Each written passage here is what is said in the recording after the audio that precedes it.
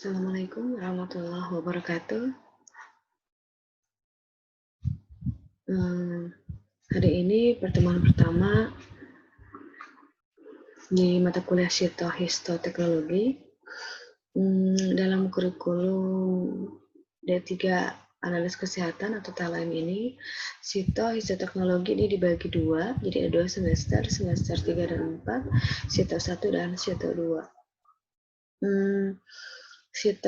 Histoteknologi ini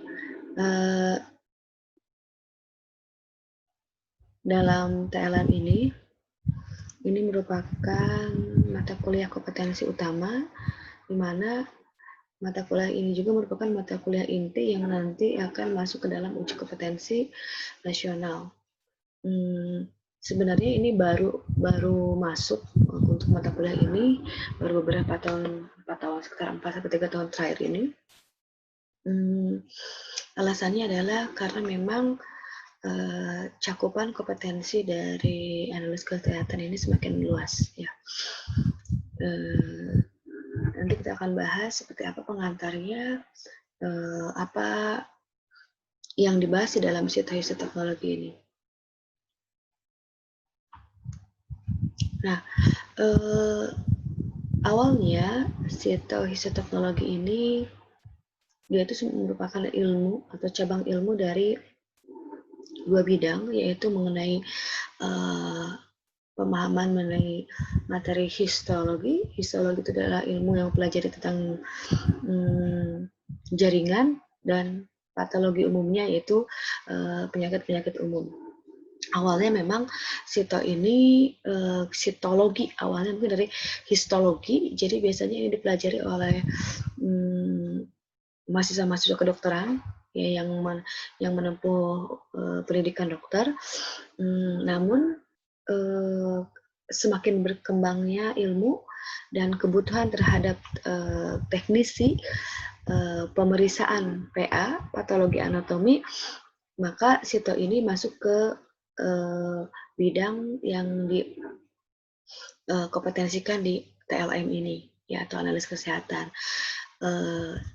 Histo itu gabungan dua dalam pembelajaran, yaitu garapannya berupa jaringan, dan Sito itu pun sendiri sel, ya. Jadi Histo Sito itu sel, Histo itu jaringan, jadi mengkaji dua ilmu, yaitu sel dan jaringan. Karena kan antara sel dan jaringan itu saling keterkaitan. Nah, ini sebenarnya ada garapan patologi anatomi. Kalau sebelumnya, ini 4-5 tahun ke belakang, biasanya teknisi dari orang-orang di lab patologi anatomi ini adalah para perawat atau laboran yang diberikan pelatihan mengenai keterampilan dalam pemeriksaan patologi anatomi. Namun sekarang sudah mulai dikerucutkan bahwa yang menangani atau teknisi yang melakukan pemeriksaan ini adalah dari lulusan TLM, ya. Walaupun nanti kalau misalnya sudah masuk ke bagian patologi anatomi, seperti pelatihan, kemudian penguatan ilmu, ini pasti diberikan, ya, sebelum masuk bertugas di lab patologi anatomi. Dan untuk labnya itu sendiri itu terpisah dari lab umum, lab klinik, ya. Biasanya memang khusus di lab patologi anatomi. Untuk sistem administrasi, kemudian lab patologi itu seperti apa, nanti itu akan dibahas setelah UAS. Di UTS ini pembahasannya itu mengenai jaringan normal yang harus dipahami oleh mahasiswa TLM, karena seperti ini. Histo itu berhubungan dengan pemeriksaan yang berhubungan dengan tumor, kemudian kelainan-kelainan jaringan yang memang dibutuhkan hasil diagnosanya dari pemeriksaan jaringan ataupun sel itu sendiri. Nah ini sehingga seorang ATLM itu harus paham mengenai jenis-jenis jaringan atau gambaran jaringan yang dikatakan normal. Sehingga nanti untuk membedakan bagaimana bentuk jaringan abnormal dan normal dari jenis pemeriksaan jaringan. Ya, contoh simpel yang berhubungan dengan sitologi, mungkin di hematologi pernah kalian melakukan pewarnaan jaringan atau pewarnaan hapusan darah. Nah, pemeriksaan hapusan darah. Teknik hapusan darah itu merupakan bagian dari sitologi. Seperti itu ya. Jadi memeriksa sel-sel darah itu bagian dari sitologi sebenarnya, yang paling simpelnya gitu ya. Nah, apa sih tugasnya dari lulusan D3 dari ATLM atau analis kesehatan ini? Dia tugasnya sebenarnya hanya menyiapkan spesimen pemeriksaan saja, ya, menyiapkan pemeriksaan.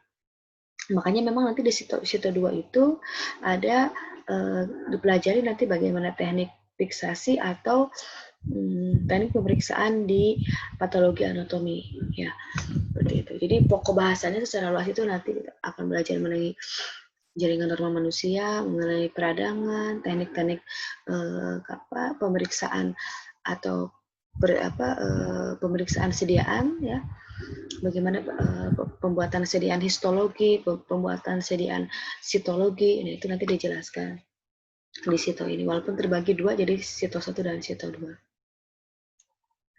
Nah, ingat satu hal yang harus dipahami bahwa D3 ATLM dia sebagai teknisi lab itu tidak berwenang untuk membaca apalagi mendiagnosa hasil pemeriksaan lab, sama ya, sama seperti di lab klinik umumnya, tapi harus paham minimal menginterpretasi data kan saja, gitu ya, bahwa memang seorang ATLM harus bisa membaca ada jenis kelainan tapi tidak untuk mendiagnosa, jadi hanya berupa interpretasi data saja. Contoh di urin ada positif 1, 2, dan 3. Kalau misalnya di sel, kalau nanti di peradangan misalnya terdapat sel-sel yang memang abnormal, tapi tidak bisa untuk membaca diagnosa jenis penyakitnya. Nah, di histologi ini Bank UTS itu semuanya adalah mengenai pengenalan jaringan normal. Seperti apa nanti jaringan-jaringan normal yang harus dipahami oleh seorang ATLM. Jadi nanti untuk membedakan jenis-jenis jaringan, apabila misalnya nanti di lapangan di patologi anatomi ini melihat suatu kelainan, itu bisa dibedakan dengan gambaran jaringan yang normalnya. Ya, ini tadi histologi ini merupakan ilmu yang pelajari sel-sel dan jaringan tubuh sebagai upaya untuk mendiagnosa adanya kelainan-kelainan dalam tubuh. Diagnosa histopatologi, ya, ini histopatologi. Ini masih digunakan atau gambaran dari hasil pemeriksaan histopatologi ini masih digunakan untuk mendiagnosa suatu jenis penyakit. Salah satunya yang biasa digunakan itu adalah untuk penentuan stadium pada kanker, tumor, kemudian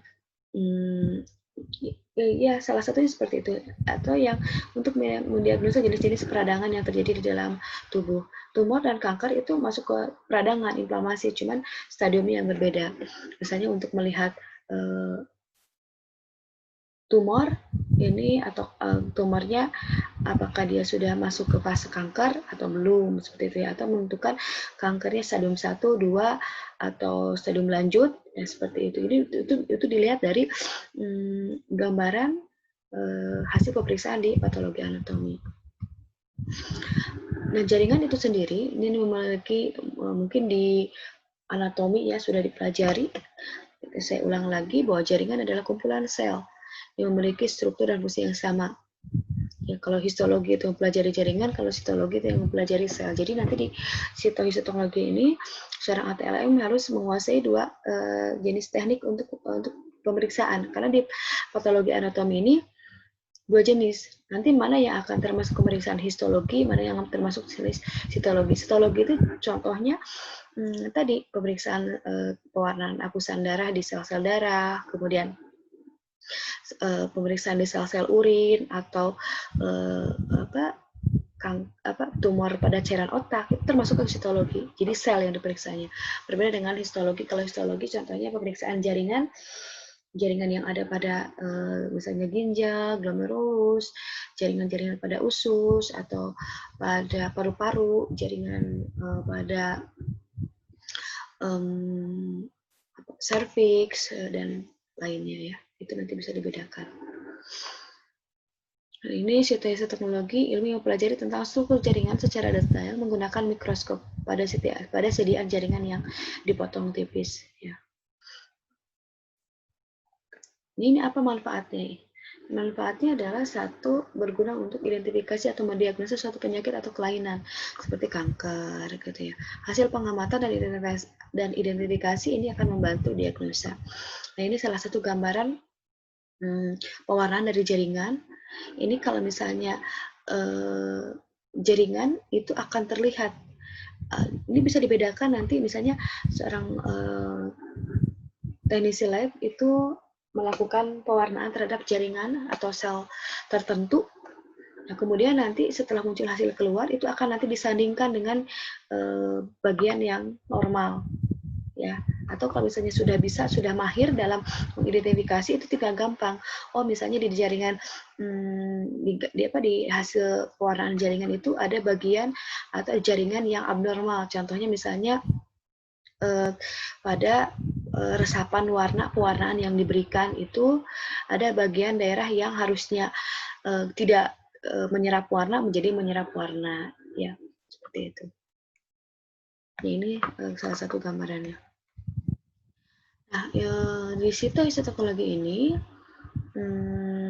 nanti gambarannya tentang apa? Misalnya bentuk dari jaringan, besarnya, susunan sel, inti selnya, kemudian sitoplasma, kemudian komponen dari jaringan atau itu sendiri ya, seperti adanya glikogen, adanya tas lemak, pigmen itu kan tidak sama komponennya ya. Kemudian untuk melihat susunan jaringan akan berbeda antara jaringan jaringan epitel, jaringan ikat itu akan berbeda susunannya ya, seperti itu. Begitu juga dengan komponen-komponen yang ada pada jaringan epitel, komponen-komponen yang ada pada jaringan ikat atau pada jaringan tulang rawan itu akan berbeda juga komponennya atau badan inklusinya. Sitohistoteknologi juga selain mempelajari bentuk-bentuk sel, kemudian susunan komponen, juga nanti ATLM ini harus memahami bagaimana teknik pemrosesan pemeriksaannya ya, dari mulai analitiknya ya, kemudian dari mulai tahap-tahap pemotongan, bagaimana mengawetkan ya, seperti itu. Dan juga sampai pewarnaan. Nanti ada istilah pewarnaan ya di sitologi ini, tapi ini nanti masuk ke sito 2. Kalau di sito 1 ini itu yang dasarnya dulu seperti ini pengenalan jaringan-jaringan normal. Nanti setelah UTS nanti bahan UAS itu mengenai apa itu lab patologi anatomi, kemudian mikroteknik itu apa ya, itu masih dasarnya. Nanti kemudian juga mempelajari bentuk-bentuk jaringan dari epitel itu kan nanti ada epitel squamous, cuboid dan jenis lainnya, itu akan dibahas selanjutnya. Dan juga bentukan irisan ya, irisannya misalnya ada melintang, membujur, itu pada misalnya itu jaringan otot ya, seperti itu. Oke. Nah, di patologi anatomi juga mengenal yang namanya ada tahapan pemeriksaan. Ada pra-analitiknya, analitiknya, dan pasca analitiknya itu ada semuanya. Jadi apapun yang berhubungan dengan pemeriksaan lab, apakah itu lab mikrobiologi, patologi anatomi, parasit, kimia darah, urinalisis, itu pasti akan selalu berhubungan dengan pra-analitik, analitik, dan pasca-analitik. Walaupun memang berbeda dari seperti persiapan pasiennya, kemudian samplingnya, kemudian dari mulai stabilitas spesimennya akan berbeda antara menjaga kestabilan spesimen jaringan dengan spesimen misalnya feses ataupun darah, itu akan berbeda. Jadi setiap bidang pemeriksaan itu berbeda, ya berbeda. Bahkan dari komponen reagentnya pun beda. Tapi tetap ada 3 tahapan: pra-analitik, analitik, dan pasca-analitik. Nah, adapun ketepatan dalam mendiagnosa histopatologi dan sitopatologi tergantung beberapa komponen. Yang pertama adalah penanganan dan pengolahan bahan. Ini yang sangat diperhatikan dalam sitohistopatologi ini, bahwa penanganan dan pengolahan bahan ini yang paling utamanya.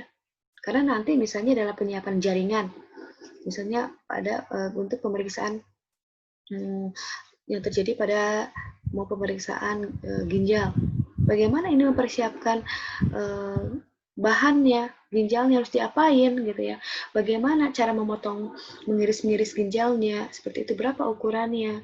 Kemudian bagaimana teknik fiksasi pada ginjal. Kemudian bagaimana cara mengawetkannya, bagaimana supaya misalnya komponen-komponen yang ada di ginjal itu tidak rusak. Itu yang harus nanti diperhatikan. Nah, kemudian siapa saja yang nanti bertanggung jawab dalam melakukan tahap-tahapan atau pemeriksaannya. Yang pasti di sini selalu ada dokter spesialis patologi anatominya, kemudian juga ada andil dari tenaga lab atau analis labnya. Itu mereka saling bekerja sama, ya. Walaupun biasanya yang mengerjakan di lapangan adalah tenaga labnya atau TLM. Kemudian mutu hasil proses jaringan itu sangat erat hubungannya dengan penanganan bahan, ya.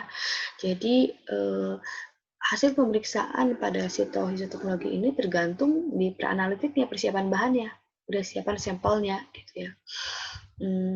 Di tahap pre-analitik, nah itu bagaimana awal penanganan jaringan atau sel, ya, yang mengambil dari tubuh. Biasanya yang mengambilnya itu pada saat dokter sih biasanya yang mengambil jaringan yang akan diperiksa itu adalah dokter. Kalau orang analis mah hanya tahu menerima saja gitu ya, otomatis. Jadi sebelumnya kan melakukan pembedahan dulu untuk mengambil jaringannya. Itu biasanya dokter spesialis yang mengambil gitu ya. Kemudian dilanjutkan oleh teknisi lab untuk proses fiksasinya, kemudian pengawetannya, dan pemotongannya, dan seterusnya. Kemudian di mana tahap ini disebut dengan tahap pre-analitik tadi ya. Kemudian di tahap analitik, nah ini di tahap analitik ini ya dilakukan di lab patologi anatomi. Ya dari mulai fiksasi nanti, kemudian dehidrogenasi, jadi pembuangan airnya seperti apa, kemudian nanti pemotongan, pewarnaan, embedding, dan cukup banyak teknik yang bahkan ini lebih luar biasa tingkat kesusahannya dibandingkan dengan pemeriksaan urin, pemeriksaan patologi. Ini benar-benar harus terlatih ya teknisinya, seperti itu. Kemudian sama ada pasca analitiknya, pencatatannya juga ya, seperti itu. Dokumentasi, interpretasi data pun itu tetap masih ada. Di tahapan penanganan bahan ini di tahapan pra-analitik sama, kelengkapan identitas pasien, keterangan klinik, alasan misalnya rujukan bahwa memang si pasien tersebut harus dilakukan biopsi atau ya seperti itu. Kemudian di tahap analitik ini ada penerimaan sampel, pemotongan, pencatatan makroskopis, pengolahan sampel secara manual ataupun otomatis, pembuatan blok parafin menurut standar dan sejenisnya ya.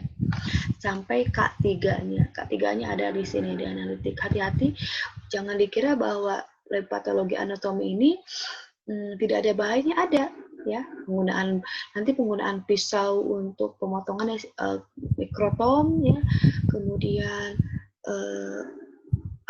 bisa aja terjadinya kecelakaan dari pelarut-pelarut yang digunakan karena nanti ada metanol, ada pelarut-pelarut yang cukup berbahaya di sini ya, sampai bahkan pewarnaan.